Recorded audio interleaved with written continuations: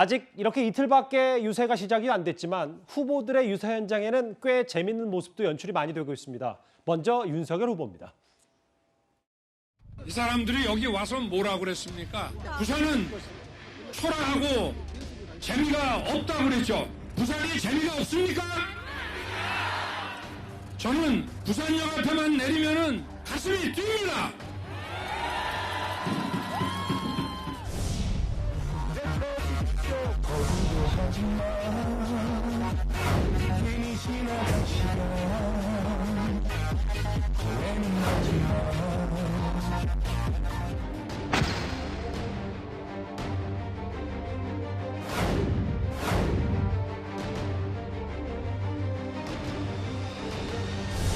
우리 전라북도 7대 공약을 약속하신 것을 우리 후보님께서 해주시겠습니다. 새만금 메가시티 7대 공약 진행할까요? 오케이! 빠르게 가!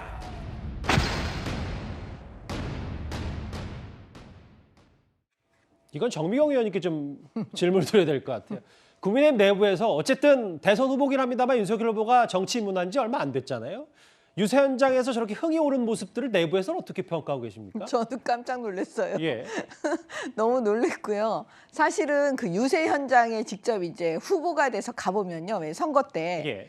사실은 거기는 저희 지지자들이 그 후보의 지지자들이 다 거의 그렇죠. 모이는 곳이거든요. 그럼 생각을 해보세요. 막 함성이 오고 응원하고 막 지지를 보내는데 만약에 그거에 대해서 화답하지 못하는 좀 뭐라 그럴까 좀 주눅 들었다거나 뭔가 이렇게 활기차지 못하면 지나치게 차분하거나. 그렇죠. 그러면 이게 안 맞는 거예요, 밸런스가. 예. 근데 문제는 지금 이번에 이 정치를 처음 시작하신 분이 완전히 몰입해가지고 그 지지자들의 흥을 본인이 다 받아서 다시 돌려주는 그래서 이 화답하는 이 모습에 우리가 다 깜짝 놀랐습니다. 뒤에 있는 관계자들도 적지 않이 놀란 모양이더라고요. 윤석열 후보가 저렇게 부산에서 어퍼컷 날리고 빨간 비행기 날릴 때마다요. 아니 저게 정치를 오래 하신 분들도요.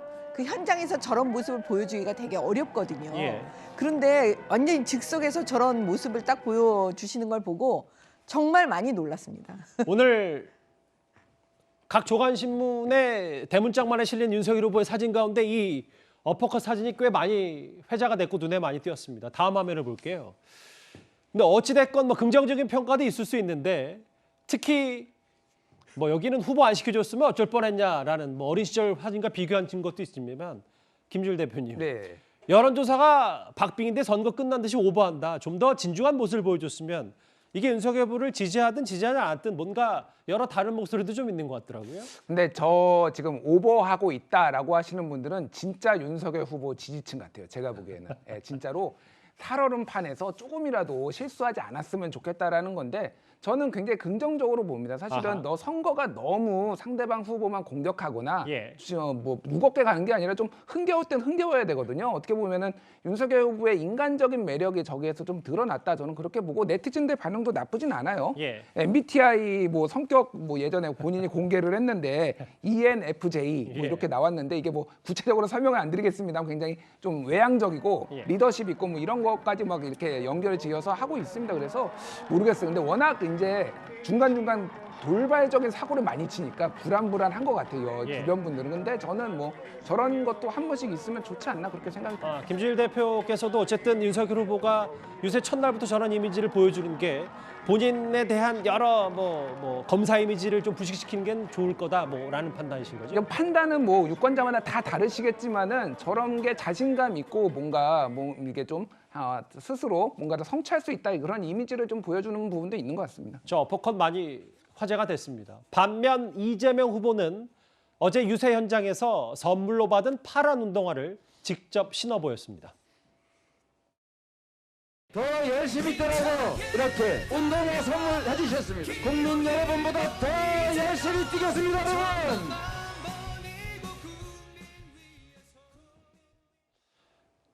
파란 운동화도 파란 운동화지만 김종욱 교수님, 이 어제 윤석열 후보는 빨간 점퍼를 입었는데 이재명 후보는 선거복 대신 그러니까 선거 점퍼 대신 양복을 입었다. 파란 운동화 신었다. 양복 입은 거에 대해서도 여러 숨은 뜻이 있다. 이런 평가들이 좀 있는 것 같더라고요. 뭐 선거는 선거인가 봅니다. 양복을 왜 입었냐라고 질문을 해야 되는 상황이어서. 예. 근데 뭐 기본적으로 이재명 후보는 지금의 상황을 위기로 보고 있습니다. 이게 위기라고 하는 부분들을 극복하기 위해서는 통합이 필요하다. 그래서 통합의 어떤 길을 걸어가야 된다고 생각을 하고 있는 거고, 이 위기를 극복하기 위해서는 뭔가 좀 진중하고 그다음에 유능해야 되고 치밀해야 된다는 생각을 가지고 있기 때문에 어떤 그런 컨셉들을 가지고 있는 것 같고요. 대신 이 신발, 선물 받은 신발은 파란색이죠. 민주당을 상징하는 것. 그래서 제가 볼 때는 신발은 민주당의 신발을 신고, 하지만 이 위기를 극복하기 위해서는 민주당뿐만 아니라 이런 위기를 극복할 모든 사람들을 하나로 모아낼 수 있는 통합의 방식으로 가야 된다. 이런 부분들을 아마 국민들에게 보여주고 싶어서 했다라는 생각이 드는 거고요. 또 그런 만큼 제가 볼 때는 저런 모습 자체가 상당히 본인이 좀 진지하다, 아주 진중하다. 이 상황들을 돌파하는 것이 얼마나 중대한 문제인가라고 하는 부분들을 보여주기 위한 하나의 컨셉이라고 생각을 합니다. 예, 두 후보의 유세 현장에서 많이 눈에 띄었던 모습들을 저희가 한번 영상으로 만나봤는데요. 또 하나 짧게 영상으로 만나볼 게 있습니다. 화면이 준비가 돼 있나요? 저희 채널의 취재진이 촬영한 스마트 리포터가 촬영한 영상인데요. 저 대구 외관에서 이재명 후보 지지 유세를 하는 와중에 저렇게 대구에서 달걀 세례를 받기도 했습니다. 물론 뭐 바로 관계자들이 제지하면서 더 큰 불상사는 없었지만 일단 이제부터 좀 본격적으로 공식 선거운동이 시작이 된 것 같죠. 뜨거워지고 있고 좀 불미스러운 일도 저렇게 곳곳에서 발생을 했습니다. 위하면은 저만 정리를 할게요. 좀 더 구체적인 내용들을 좀 살펴보겠습니다. 어제 윤석열 후보의 대구 유세 현장에는 경선 경쟁자였던 홍준표 의원이 윤석열 후보에게 힘을 실어줬는데요. 진정한 원팀이 된 건지는 모르겠습니다. 다시 한번 만나보겠습니다. 그 첫째가 직계 신공항입니다. 직계 신공항이 제대로 기능을 하려면 활주로가 한 3.8km 이상이 되어야 되고, 그리고 국비공항이 되어야 됩니다. 윤 후보 이거 약속하시겠죠? 예, 합니다. 24시간 잠들지 않는 대한민국의 명성을 만들어야 됩니다. 그것도 해주시겠죠? 이미 경선 때 다 약속했지 않습니까? 지난 박근혜 대통령 80% 지지를 했습니다. 국회에서 우리 윤석열 후보 꼭 80% 이상 지지해 주실 것을 거듭 부탁드립니다. 감사합니다. 사랑스러운 윤석열 후보님과 홍준표 후보님, 2년 정권 5년으로 이 망가진 대한민국, 망가진 대구를 그야말로 단디해야 되는 선거입니다. 여러분, 단디하겠습니다. 전반적으로 윤석열 후보는 어제 유세 오늘까지 좀 업이 돼 있는 상태입니다. 일단 그렇습니다. 이도원 의원님. 네네. 가장 큰 경쟁자였던 홍준표 의원이 어제 대구 합동유세에 합류했고, 그 전까지 뭐 내홍의 중심에 서 있던 이준석 대표도 윤석열 후보가 가기 전에 먼저 소형 트럭을 앞세워서 지지 호소를 하고 있는데, 새로운 뉴스 하나가 있더라고요. 내일 여의도에서 유승민 전 의원과 윤석열 후보가 만납니다. 어떤 의미일까요? 우선 그 대구에서 우리 김 앵커가 얘기한 대로 업될 수밖에 없는 이유부터 먼저 좀 그 분석을 해보고 유승민 그 의원 쪽으로 한번 가보는 게 그 좋을 것 같습니다. 대구는 윤석열 후보를 가장 많이 지지하는 전략적 요충지이기도 하고, 예. 홍준표 그 의원은 함께 그 경쟁했고, 저렇게 직접 나와서 도와주는 게 이제 당내에서 중요한 이제 원팀을 만들어가는구나. 이런 그 효과를 그 대구 그 유권자들에게 보여줄 수 있고, 최근에 박근혜 전 대통령이 사절을 대구 달성으로 정했기 때문에 예. 대구의 민심이 조금 흔들릴 수 있습니다. 그 점도 감안을 하지 않을 수 없었고, 그렇기 때문에 대구에서 더 그 힘이 들어가는 거고, 유승민 이제 저 후보 경우에는 그 이제 당내 원팀의 어떤 마지막 퍼즐이라고 할 수 있겠죠. 예. 홍준표 의원에 이어서 유승민 후보까지 힘을 합친다면 당내에 이제 화합은 완성되는 거다.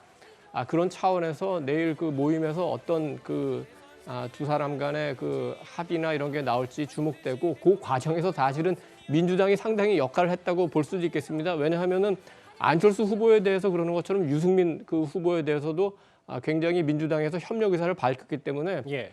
그거에 대해서 그 유승민 후보가 나는 민주당 안 가 이렇게 얘기할 수는 없기 때문에 윤석열 후보와 만나는 것으로 그 자기의 본인의 생각이 어떻다는 거를 정리해 주는 것 같고 만약에 내일 유승민 후보와 예. 윤석열 후보의 만남이 잘 된다면은 당내 화합은 그걸로 활용 점정이 되는 거고 그럼 남는 건 이제 하나가 있죠.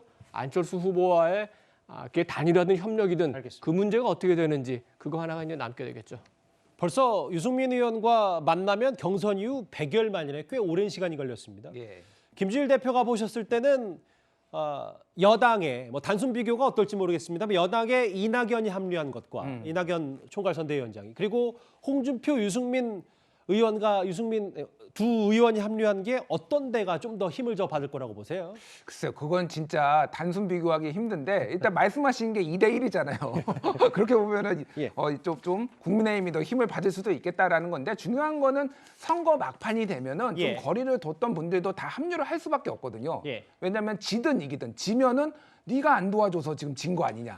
이겼을 때는 뭔가 농공행상이라든지 이런 것들에 완전히 소외될 수가 있으니까 예. 그런 부분에서 모든 후보들, 그러니까 모든 이제 그 정치인들이 다 이제 합류를 할 수밖에 없는 거고 유승민 의원은 아까도 말했지만 민주당에서 계속 뭔가 예. 러브콜 같이 이렇게 하니까 이게 뭐 국민의힘 쪽에서는 이간 게 아니야 약간 이렇게 보시는 분들도 있더라고요. 그래서 좀 색깔을 명확하기 위해서 이제 그거를 계기로 딱 합류하게 되는 그런 모양새는 맞는 것 같습니다. 김종욱 교수님께 그럼 바로 질문을 드릴게요. 어쨌든 포용하는 통합하는 이재명 후보 대통령이 되겠다라고 했는데 그래서 안철수 후보의 얘기도 했고 정성호 의원이나 오늘 박광원 의원도 유승민 전 의원과도 충분히 함께할 수 있다라는 얘기했었는데 또 유승민 의원이 보란 듯이 민주당에서 오해하는 것 같아서 내 뜻 분명히 하라고 윤석열 후보 만나면 결정한다 이렇게 얘기했거든요.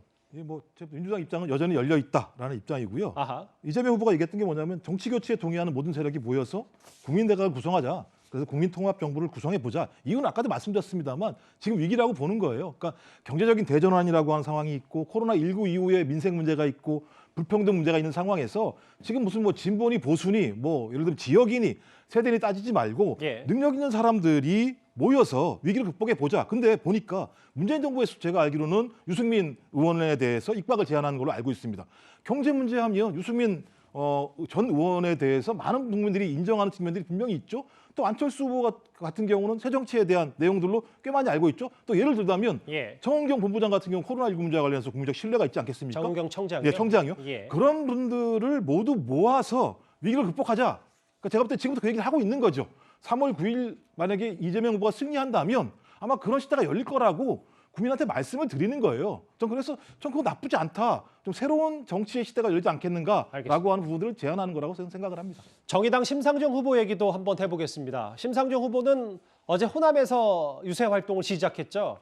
문재인 정부와 이재명 후보를 작심한 듯 비판했습니다. 한번 들어보겠습니다. 불과 5년 전 촛불광장의 뜨거운 민심은 차갑게 식었습니다. 왜 그렇게 되었습니까? 누구 책임입니까, 여러분? 촛불 시민은 나라다운 나라 만들어달라고 대통령 뽑아주고 지방 권력 몰아주고 180석 국회의원까지 다 몰아주었습니다. 그런데 더불어민주당 정권 국민이 부여한 그 막대한 힘 다 어디다 썼습니까? 공정과 상식에 대한 믿음을 깬 조국 사태, 역대 최고의 부동산 투기와 집값 폭등, 일일이 열거하기도 어려울 만큼의 무능과 오만, 내로남불이 촛불 시민의 열망을 배신했습니다. 예. 촛불 국민이 정권과 거대 여당을 만들어줬는데 지방 권력까지 그동안 민주당이 한 일이 뭔가? 이도원 의원님, 네. TV 토론회부터 그랬고 심상정 후보가 이재명 후보의 뭐 개인 의혹 혹은 정권에 대한 여러 치부와 실책들을 계속해서 언급하는 이유도 분명히 속내가 있을 텐데요. 정의당이 민주당과 다르다는 점을 우선 강조하는 거죠. 특히 이제 최근에 그 구도가 윤석열, 안철수 간의 그 후보 간의 협력 문제가 제기되기 때문에 그럼 그 반작용으로 그럼 그 이재명 후보하고 심상정 후보도 약간 진보 진영에서 협력해야 되는 거 아니야? 이런 얘기가 나오니까 아예 거기에 그 선을 긋는 거죠. 정의당의 입장에서는 더 이상 이제 그 민주당의 그늘에 가려서는 안 되고 앞으로 그 독자적으로 행보를 하려면은 이번 선거에서 어느 정도 성과를 거두느냐가 굉장히 중요합니다. 그렇기 때문에 최선을 다할 수밖에 없고 진보의 가치를 조금이라도 설파하는데 유리하다고 볼 수 있는 호남 지역에서 집중적으로 유세를 시작한 것 같습니다. 예. 심상정 후보의 메시지까지 저희가 유세 첫째 날, 둘째 날 행보들을 핵심 내용 모아봤습니다.